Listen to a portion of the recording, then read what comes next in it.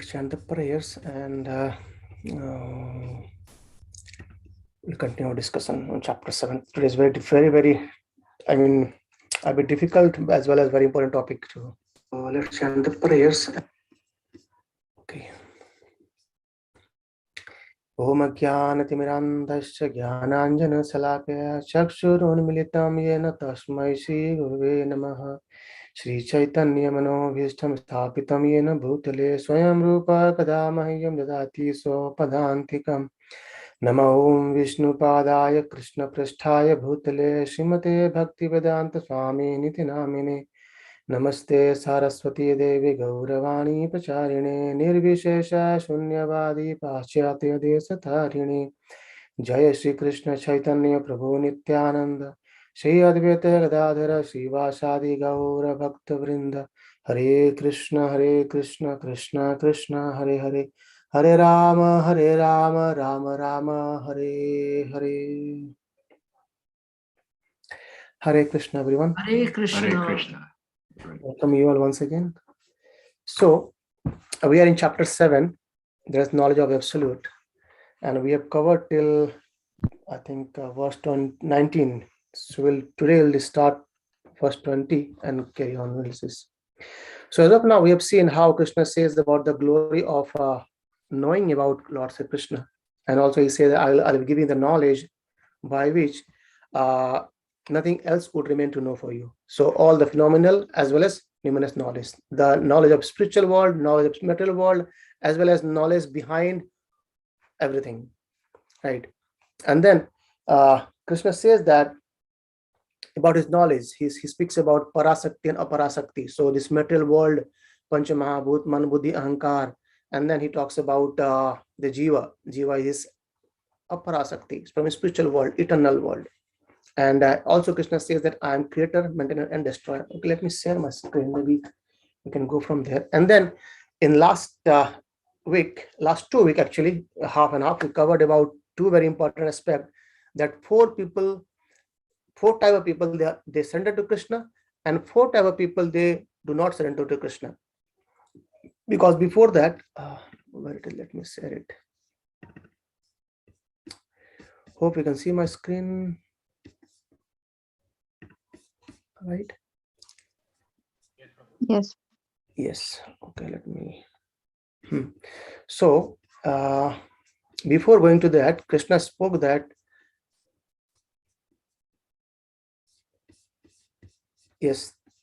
verse 14, Krishna says that Mame vai prapadante maya metam tarantite. So this Devi, or these three modes, Devi Gunas, Devi Harshi Gunamai.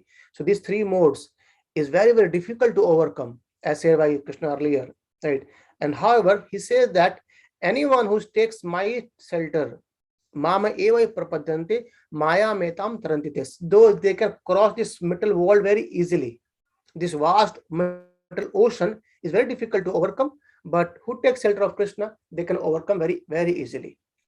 And then after that, he explains about four category of people who don't take shelter of Krishna. These verses, the grossly foolish, the people who are lowest among mankind, whose knowledge is stolen by illusion, and who partake in atheistic nature of demons, do not center unto Krishna. So that we discussed in our previous. And also we discussed about the four kinds of people who take shelter of Krishna. Who are those? The four kinds of pious men begin to render devotional service unto me. The distress, the one who is in distress, he takes shelter of God. The desirer of wealth, the inquisitive, and who is searching for the absolute knowledge or knowledge of the absolute. And then Krishna told that these four are actually magnanimous. These all are very good in all above, because the four types of people who don't surrender and four types of people who surrender. Those who surrender are actually magnanimous. In the next word, Krishna says.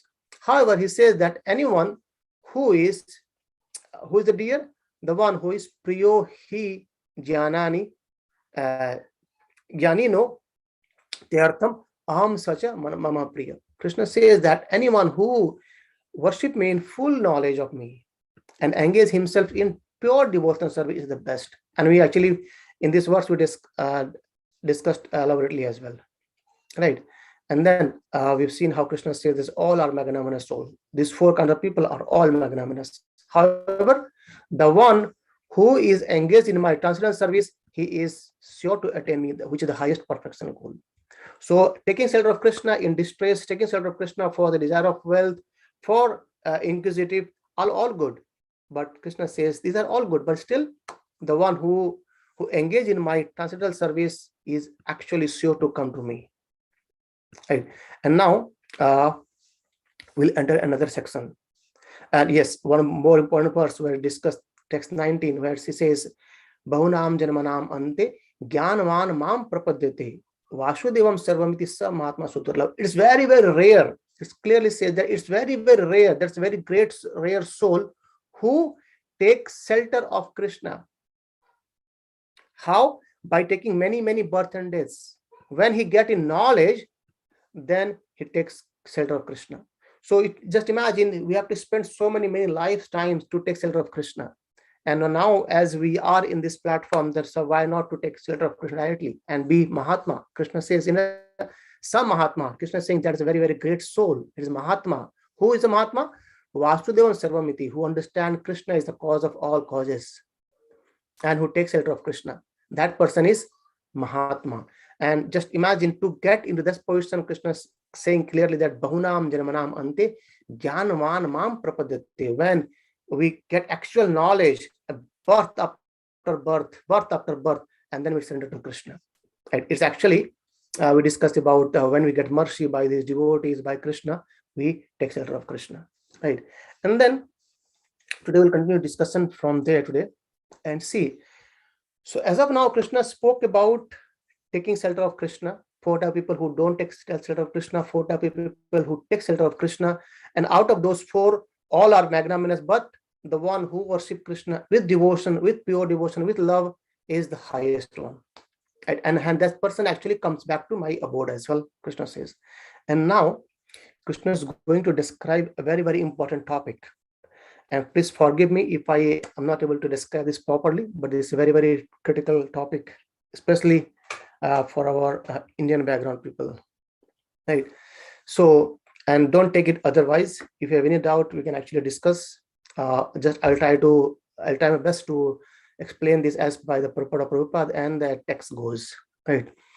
So Krishna is going to talk here in this 4 or 5 verses, in fact, till 25th, about Devata worship or demigod worship.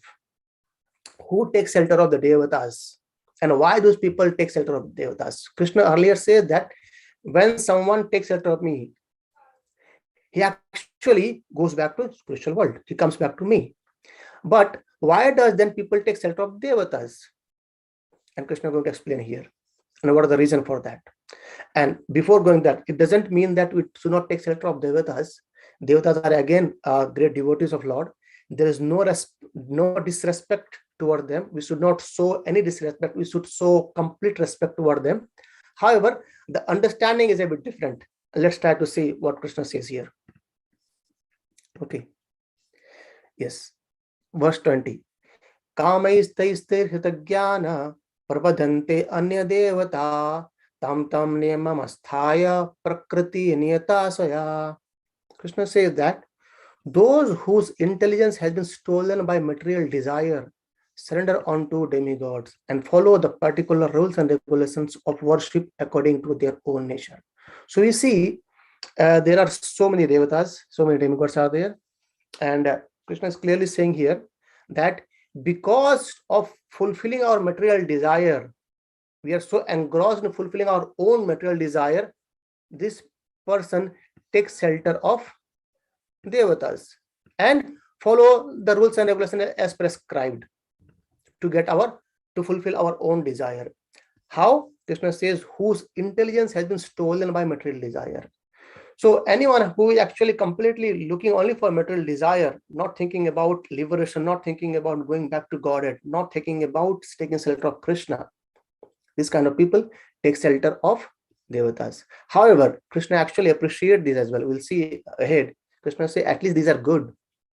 Rather than being atheist, not taking shelter of anyone, at least they are good at taking shelter of Devatas, and gradually they will come to me as well. but that's a gradual process. So it's a direct worshipping of Lord Krishna, and these are indirect worship of Lord Krishna. So taking shelter of devatas and gradually going over there. And let's see what Prabhupada says in this purport. He says, those who are freed from all mental contamination surrender to Lord, surrender unto Supreme Lord, engage in his devotional service. And as long as the mental contamination is not completely washed up, they are by nature non-devotees. But even those who have material desires and who resort to the Supreme Lord are not so much attracted by external nature. Because of approaching the right goal, they soon become free from all material lust. And in Srimad Bhagavatam, Prabhupada quotes the Bhagavatam verse very nicely. It says, even if we have n numbers of desires, akama sarva kama va moksha kama udaradhi tibrena bhakti yogena jete purusham param. Even if it's we have full of desire, even if someone is looking for no desire, full of desire, or someone looking for material even liberation, then he should in all cases surrender to Vasudeva and worship him. Right. So point is, less intelligent people and whose knowledge is stolen by Krishna's energies, Maya, who have lost their spiritual sense, take shelter of the demigod for immediate fulfillment of their desires. So why people take shelter of devatas? To fulfill their immediate material desire. And Krishna is saying here, Prabhupada mentioned that generally such people do not go to Supreme Personality of Godhead because they are in lower modes of nature, either ignorance or in passion. And therefore, they worship various devatas. Right. So, as verse clearly says here, that the persons whose intelligence has been stolen by material desires, they take shelter of devatas. And they perform particular rules and regulations according to the things. I think Prabhupada mentions here, like in the next verses, you will see in the next verse, Prabhupada says that, if someone wants to have a good husband or wife, they have to go to Umapati and worship him. If someone wants to good health, they should worship Lord Sun God. If someone wants to have good knowledge, they can worship Mother Saraswati in that way, right? So the understanding from this verse is that to fulfill our material desire,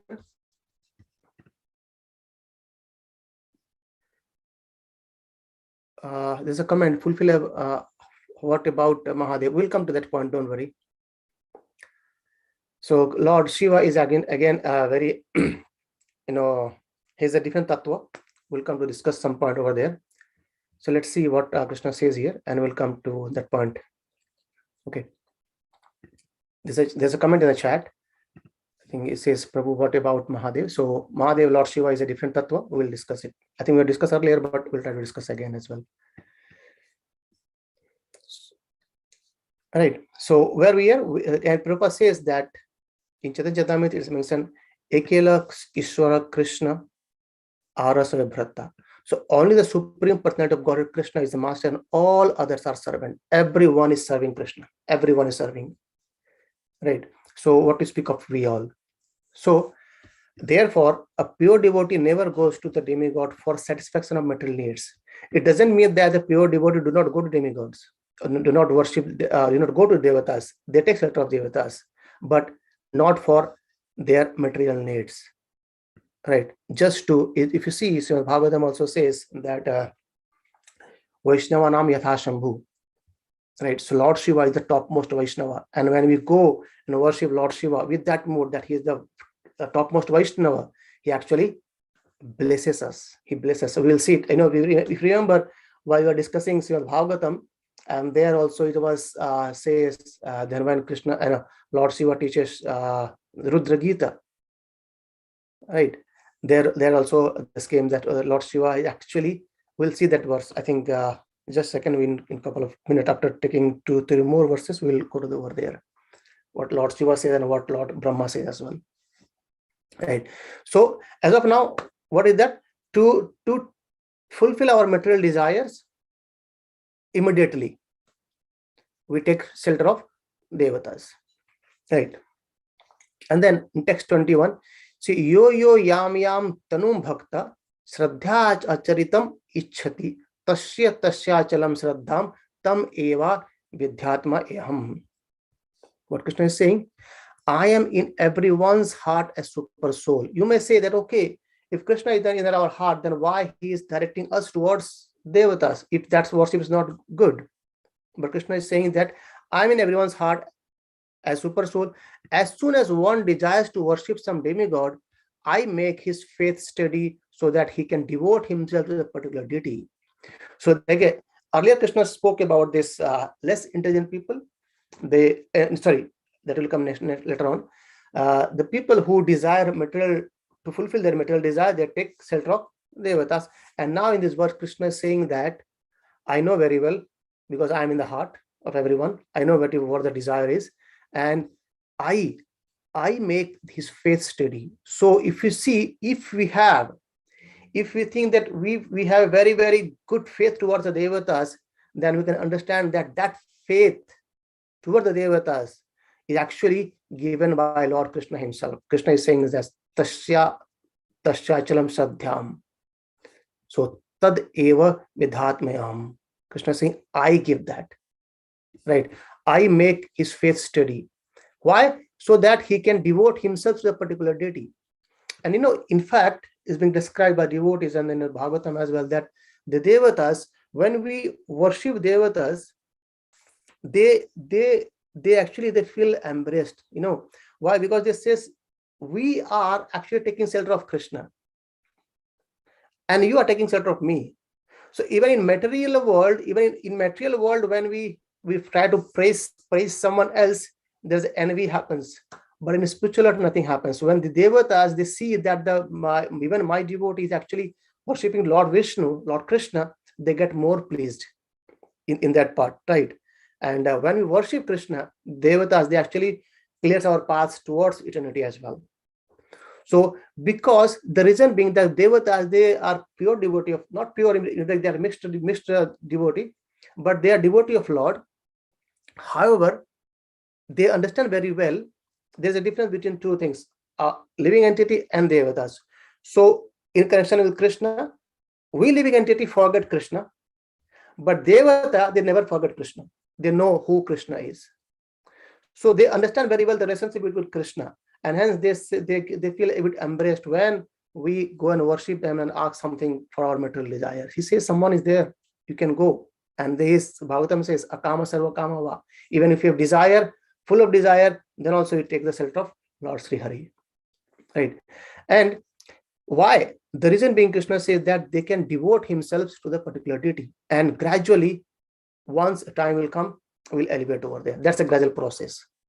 So directly, either you can take shelter of Krishna, or you can take shelter of devatas and then gradually go towards that. So why Krishna doesn't enforce us? Why Krishna doesn't say that, okay, you should love me only, nothing, no one else? The reason is God has given independence to everyone. So this is the one we have talked many times earlier as well. This is the free will. The free will what Krishna has given us is that it's our wish what we wanted. Do we need a material desire and be still bounding in this material world? It's up to you. Go ahead. If you want liberation, it's up to you. If you go ahead. If you want to take my shelter, it's up to you. So that's Krishna is giving us this free will. So there's no first love. When we love Krishna with our own self, then Krishna becomes very pleased.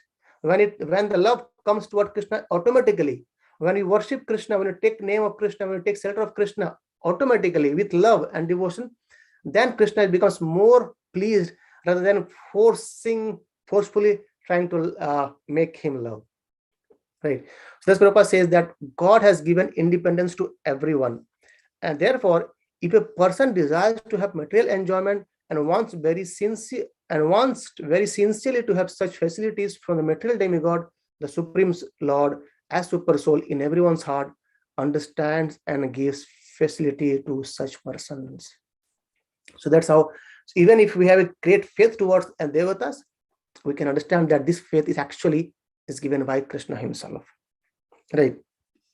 And we'll see the Spurpat is a good one. And as I said earlier, Prabhupada here mentioned that both the living entity and the demigods are subordinate to the will of the Supreme Personality of Godhead. We will see later on where it's been described that here in this verse it says that Krishna give the faith. And in next couple of words, Krishna is going to say that even the boon what we get from worshipping devatas, that is also being sanctioned by Krishna itself. Even the devatas they cannot destroy destroy or fulfill our desire by their own. Even by only sanctioning of Krishna only, they fulfill our desires. So here it says that therefore the living entity cannot worship the demigod by his own desire, nor can the demigod bestow any benediction without the supreme will. So as it is said, not a blade of grass moves without the will of Supreme Personality of Godhead. So, and here Prabhupada mentions about this, for example, a deceased person is recommended to worship sun god. A person wanting education may worship the goddesses of learning, Saraswati, and a person wanting a beautiful wife may worship goddess Uma or the wife of Lord Shiva. In this way, there are various recommendations in the Shastras, its Vedic scriptures as well, for different modes of worship, of different demigods. Right. So we will discuss this point again when we come to chapter 14 and 17, the worshipping in mode of passion, mode of goodness, and mode of ignorance as well. And Prabhupada says, because a particular living entity wants to enjoy particular material facility, the Lord inspires him with a strong desire to achieve that benediction from that particular demigod. So he successfully receives that benediction. There's an interesting part in trying to fulfill our desire, even if it's material desire. If you want to fulfill our material desire by worshipping Lord Krishna, and fulfilling our material desire by worshipping demigods, there's a difference. So difference is that when we get fulfilled some desire from the devatas, the root of desire is still there in our heart. But when we get fulfilled the same desire by worshipping Krishna or Vishnu, the root of material desire get uprooted gradually. Right. So that's why Bhagavatam says akama sarva kamava moksha kama utaradi. In any case, tibrana bhakti yogena yate purusham param. In whatever the condition we are, we should worship Lord Vishnu, Lord Krishna. Having said that, there is always a star mark. Right? Star mark is that we should not ever disrespect devatas. So I remember once what he was sharing that once Prabhupada went to, I think Prabhupada was in Kolkata, and it was Durga Puja time, and his disciples were all Western at the time. And as soon as Prabhupada was passing through Durga Pandal, and then by seeing the deities of Durga Devi, Sri Prabhupada bowed down, he paid his obeisances, and his disciples, they says, Prabhupada, so Durga Devi is a devata, so why do you pay your obeisances over there? The Prabhupada says, no, she is definitely she is devata. It doesn't mean that we should pay any disrespect to them. We should pay respect to them and pray them. Just please help us to reach towards Krishna. And if we pray devatas in the mood to reach towards Krishna, they will be more pleased. Even in Nectar of Devotion, Rupa Goswami says that we should start our worship by worshipping Lord Ganesha first. The mood is that we are trying to worship Vishnu. So Lord Ganesha, please take out all our obstacles to reach Supreme Lord. Right? We are not, wanting any material desire from Lord Ganesha. Okay, I am, struggling to find this and this. Oh Lord Ganesha, please help me to take out my, this obstacle, and I can enjoy my things very better. No, the point is worshipping devatas with a mood to achieve the higher. Higher means to achieve Krishna Prema, to worship Lord Sri Hari. Right? So that's the point. There should be always a respect towards all the devatas. Even see, the Krishna consciousness teaches about us to even respect even ants, because even in ants there is a Paramatma, Krishna is there. Krishna consciousness teaches us about even respecting all this, animals, trees as well. So what we speak of these devatas. Then Prabhupada makes another points here. This says this last line, that both the demigod and the living entity are dependent on the supreme will. They are not independent. So we living entity are also not independent, and even devatas are also not independent of Krishna. Yeah, we'll take a couple of more verses and we'll see. If you remember earlier, Prabhupada mentions in one of the purport, they says that the people, even in this Lord Brahma, Lord Shiva, this great acharyas we have seen in Lord Chaitanya Mahaprabhu, they all guide us towards worshipping Lord Krishna. But the foolish people whose knowledge has been stolen, they do not take shelter of Krishna. Right. And let's see. So what next? So let's.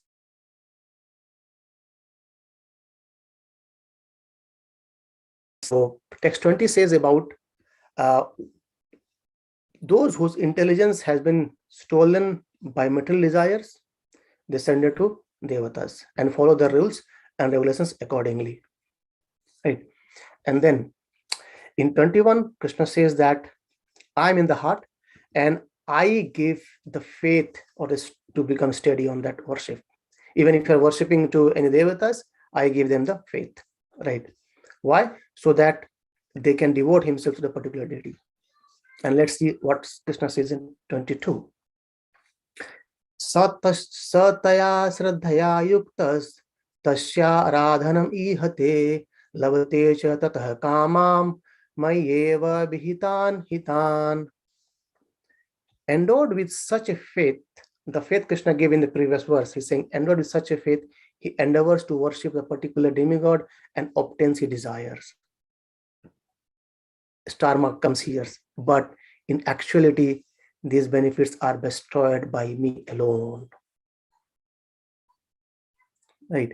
So Krishna is saying, it means that whatever the benediction we get from the devata itself, those are also being sanctioned by Krishna only. Otherwise, we won't get fulfill the desire. Even if you imagine, many times it happened, we have worshipped the devatas to get fulfill our desire, but many times our desire not being fulfilled. Sometimes get fulfilled, sometimes not as well.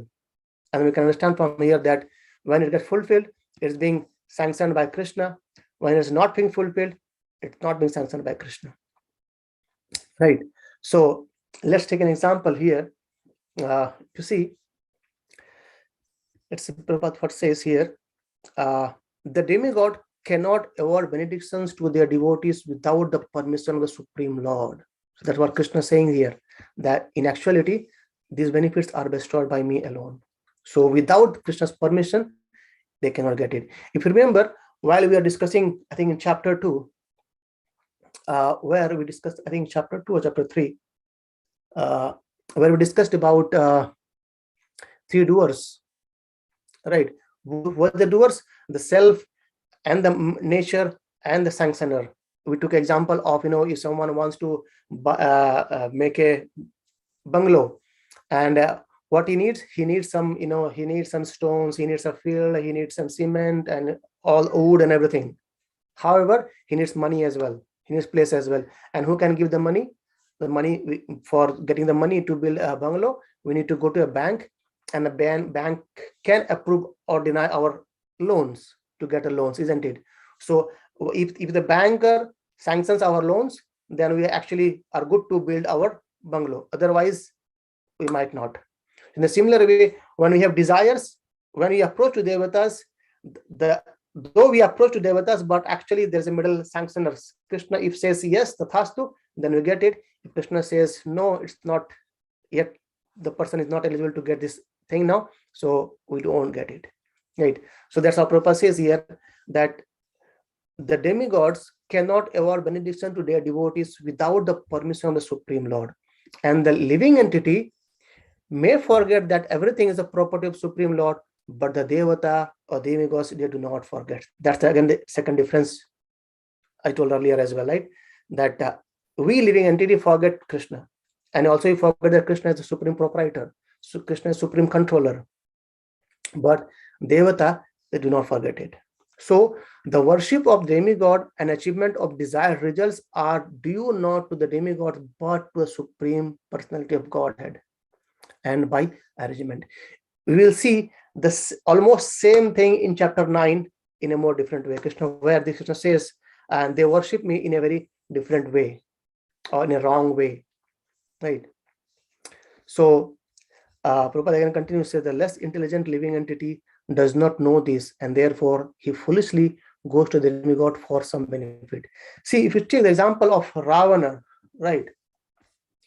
Ravana, he worshipped Lord Shiva and got a boon, and he got his Lanka. But imagine just what he did. He wanted to fight with Lord Rama. So even if he has got great Lanka, but still he has missed to understand who Lord Rama is, and everything has gone. If you take another example of Hiranyakashipu, he did so great austerity. He was standing in one feet, and he was so austere that from his skull, there is a hot air was coming, and the devatas get bewildered. Oh, Lord Brahma, please do something. And Lord Brahma went there, and he even he could not figure out where Hiranyakashipu is standing. So, but by voice, he could recognize where he is. He was just in the bones. Nothing else was remaining in his body. And then by Lord Brahma's commendals water, he get his body again, his muscles and everything's back. And then he desired to fight with Vishnu. He says, okay, he asked in another way, okay, just try to give me so much condition that no one can kill me. But what happened? Lord Nrsimhadev appeared and tore him apart. Right.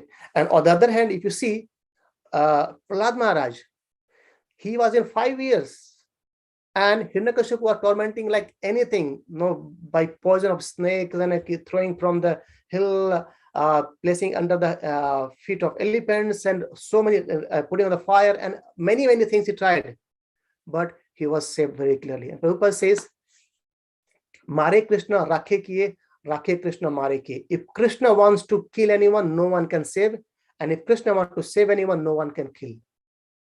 Right. So that's how we understand. Even there is one more example is I think Brikashur, right, or someone is also known as Bhasmashur. He was actually doing fire sacrifice to please Lord Shiva, and he was cutting his flesh and putting there. And Lord Shiva came, "What are you doing?" And then what he says? He says, "Then I want a benediction from you that anyone has I would touch, he would become, he would die. He would be bhasma. He would become dead as soon as I touch his head." And then Lord Shiva says, "Okay, tathastu." And as he say tathastu, he said, "Okay, now let me try to this onto you only." And then he started running behind Lord Shiva, and Lord Shiva was going away, and Lord Vishnu came in the middle, and he says, "What happened?" Then the long story short, Lord Vishnu says that, "Don't you remember that Lord Shiva has no more power? His words are having no more value nowadays. If you don't believe me, try on your hand." So Lord Vishnu tweaked to Bhasmashur, and he put his hand on his head, and he became ash, Bhasma. Right. So even from these Bhagavatam examples, we can understand that the benefits what we get from the devatas, they are temporary, because we are desiring material desires, and we understand very well that material desires are all temporary, right? And this Krishna is going to speak in the next verse. Let's try to say, they take it. Text 23. Antavatam phalam tesham tad bhaktya alpamedhasam devan devo yajo yanti mam bhakta yanti mamapi. What Krishna is saying? Antavatam tu phalam tesham. Men of small intelligence worship the demigod. So alpamedhasa means small intelligence, less intelligence. Small intelligence worship the demigod, and their fruits are limited and temporary. So whatever we get from the worshipping of devatas, they are actually limited and temporary, because even they are not eternal. How can they destroy eternity? Right. If you see that in the same example we took Hiranyakashipu, He asked first to Lord Brahma that I want to become immortal. Lord Brahma says, how can I bestow this benediction to you? And then Hiranyakashipu planned his own mastermind and asked, okay, I please fulfill my this desire. No one can kill me in the day, in the night, with the water, with this and that, right? But he's being torn apart by Lord Nrsimhadev. So the benediction what we get are limited and temporary. However, Krishna says those who worship the demigod go to the planets of demigod, but my devotees ultimately reach my supreme planet. So even there is a questions come that, okay, worship anyone, it's all same. That's not the same. Krishna is saying here, those who worship the devatas, they go to the planet of devatas. And my devotees, they reach to my planet. So worshipping the devatas and worshipping Krishna is not the same. Right? So here Prabhupada says that some commentator are on the Bhagavad Gita says that one who worships the demigod can reach the Supreme Lord. But here it is clearly stated that worshippers of demigod go to different planetary system and worship, and where various demigods are situated, just as a worshipper of the sun reaches the sun, or worshipper of the demigod of moon achieves the moon. Similarly, if anyone wants to worship demigod like Indra, he can attain the particular god planets. It is not everyone, regardless of whether demigod is worshipped, will reach the supreme personality of Godhead. It's not that, right? It's not that. So this is a concept that no, we say, okay, whatever you want, you worship, you'll get the same result. It's not like that. That's Krishna speaking by his own word here. Right. So again, Prabhupada mentions another argument here, and he clarifies as well. So this is an interesting point. Prabhupada means in his purport that he actually sometimes put this argument and he defy the people's argument as well. Here he says, here the point may be raised that if the demigods are different parts of the body of the Lord, yes, we all know that different parts of the body of the Lord are devatas, then the same end should be achieved by worshipping them. If people can question this one, isn't it? And Prabhupada says, however, worshippers of the demigod are less intelligent because they do not know to what part of the body food must be supplied. So a body is there, right? We can't supply food to hand. We can't supply food to leg. We need to supply food to the stomach. Then only the whole body will get nourished.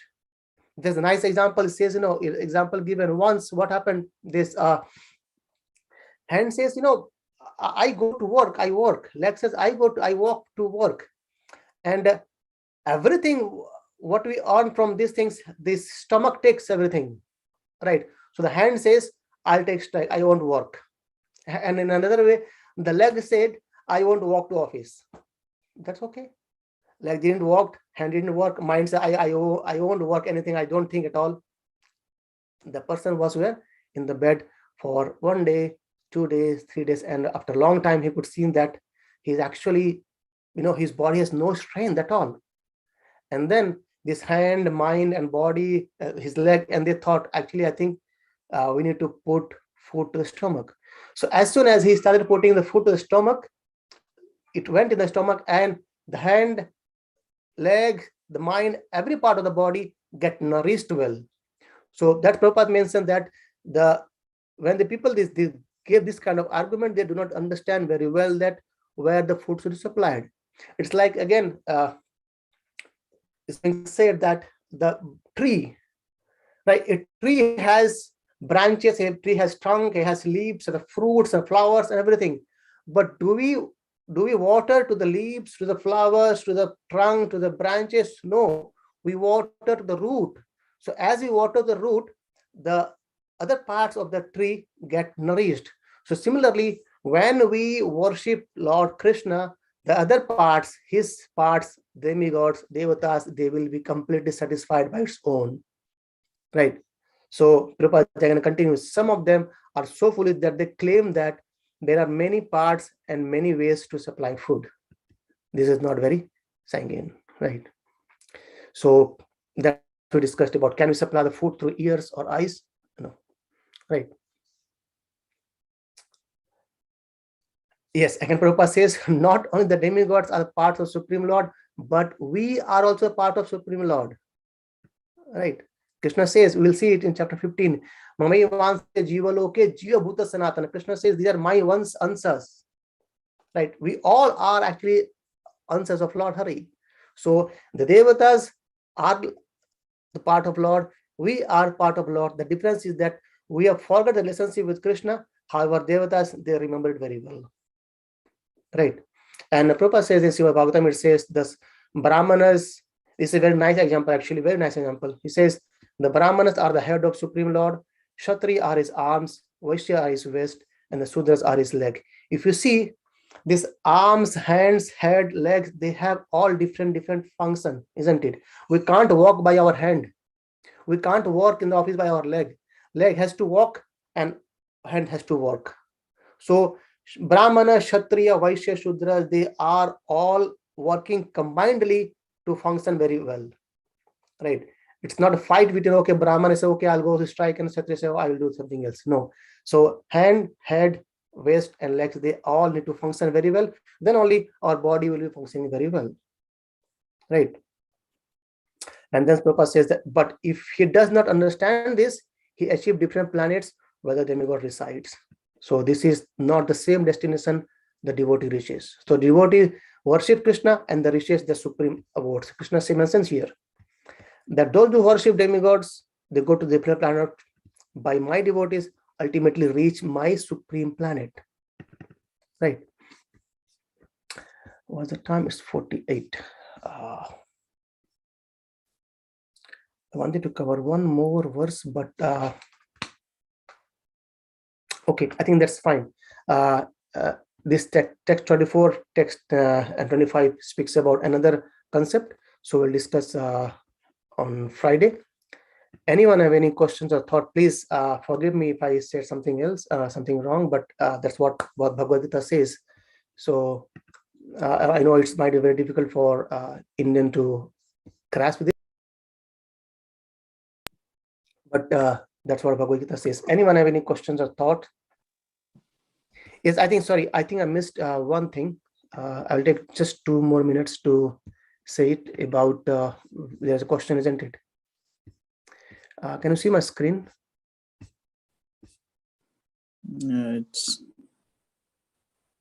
Yes, Prabhuji. So, yep.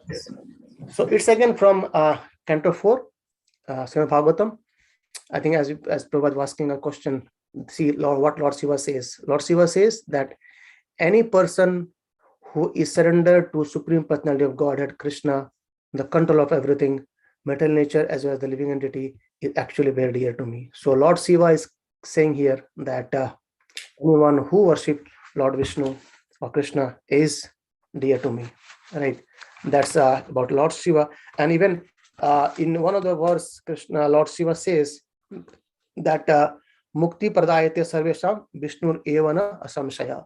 So there is no doubt that the actual giver of liberation is Lord Vishnu only.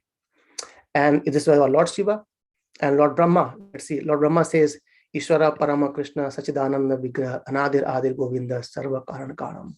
So Lord Krishna is who is known as Govinda, the Supreme Godhead.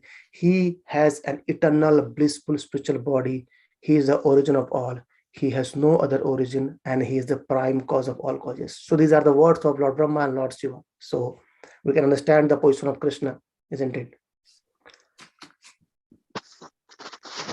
Sorry, again, I think we took some more 5 minutes. Anyone have any questions or thoughts?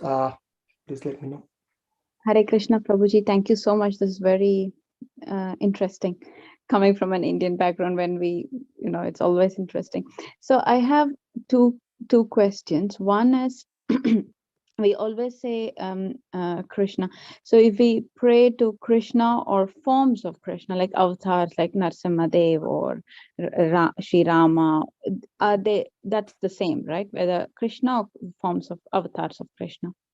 Yes. So when it comes to incarnation, there are 6 types of incarnation. We'll discuss that again. But yes, this tattva-wise they are same, but there is small difference happens in those. Like so Lord Narsimha, tattva-wise he is Krishna himself. but he has come for a specific purpose. Ah, Lord Ram is tattva-wise same, but he has come for a specific purpose. And when you say Krishna, Krishna is complete. So everything emanates from Krishna. All incarnation comes from Krishna only. Okay. Right.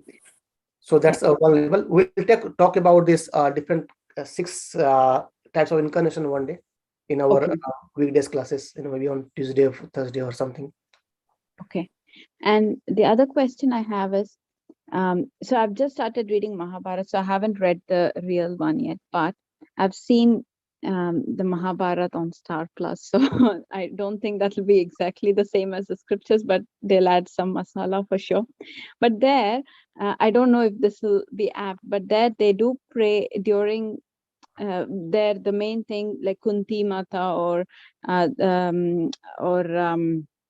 Dhritarashtra, or they all pray to Shiva Linga. So is that because they were not aware of Krishna, or because Krishna had just come to earth then, or what is, or is it right or is it wrong? I don't know what exactly the scriptures say. No, that's okay. So if you see, Lord Shiva is also called a Dhamarakshaka. Wherever there is Krishna, Lord Shiva is there. If you see any of the famous Lord Shiva temple, Lord Krishna temple, you will find a Lord Shiva temple nearby for sure. He is called a Dhamarakshaka, right? So he's always there. And this Brajavasis, they have a very, very loving relationship with Krishna. Right? So that their level of understanding Krishna is completely highest one. So their understanding is completely higher actually. Right? Okay. Even they are worshipping Lord Shiva to protect Krishna when he was child. Right? Okay. Even if you see Mother Yashoda, when Kansa sends so many demons, Mother Yashoda actually worship Vishnu to protect Krishna, and he himself is. Right? So the relationship between Mother Yashoda and Krishna is actually there on the top highest level. Okay. Okay, Hare Krishna. Thank you. Hare Krishna. Prabhuji, Hare Krishna. So there is 6 incarnation or 8 incarnation of Lord Vishnu? No, not incarnation. 6 types of incarnations. So 6 category of, like, one Purusha avatar. Okay. Because I was counting like Matsya avatar, Kurma avatar, like that. So in that way, there are unlimited incarnations of Lord Hari. Okay. So incarnations are unlimited, but incarnations are categorized into 6 categories. Okay. Thank you. Hare Krishna. Krishna. Okay. Hare Krishna. Thank you, everyone. Grantaraj Srimad Bhagavad Gita ki Jai. Prabhupada ki Jai. Anant Koti Vaishnav Vrinda ki. Jai. So we'll take 5 minutes for chanting on the Singh prayer.